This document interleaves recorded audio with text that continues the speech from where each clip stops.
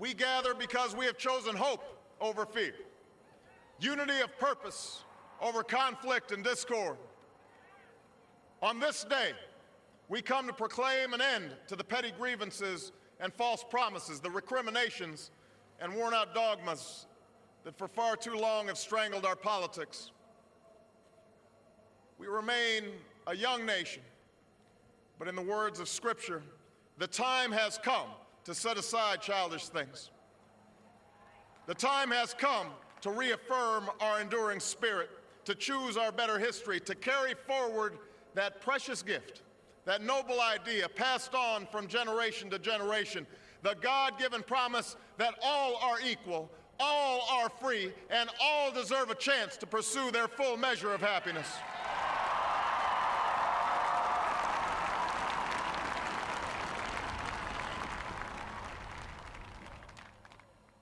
In reaffirming the greatness of our nation, we understand that greatness is never a given.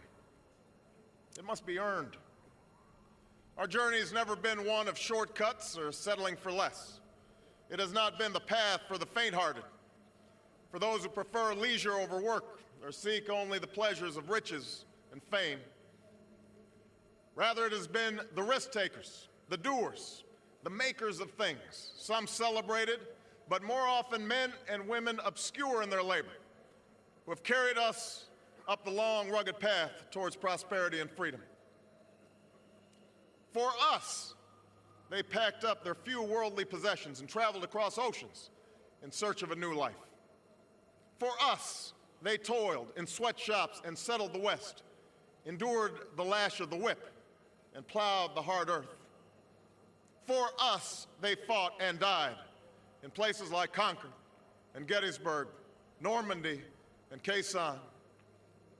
Time and again, these men and women struggled and sacrificed and worked till their hands were raw so that we might live a better life. They saw America as bigger than the sum of our individual ambitions, greater than all the differences of birth or wealth or faction. This is the journey we continue today. We remain the most prosperous, powerful nation on earth. Our workers are no less productive than when this crisis began. Our minds are no less inventive, our goods and services no less needed than they were last week or last month or last year. Our capacity remains undiminished.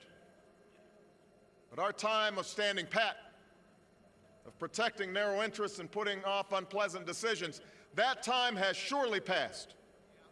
Starting today, we must pick ourselves up, dust ourselves off, and begin again the work of remaking America.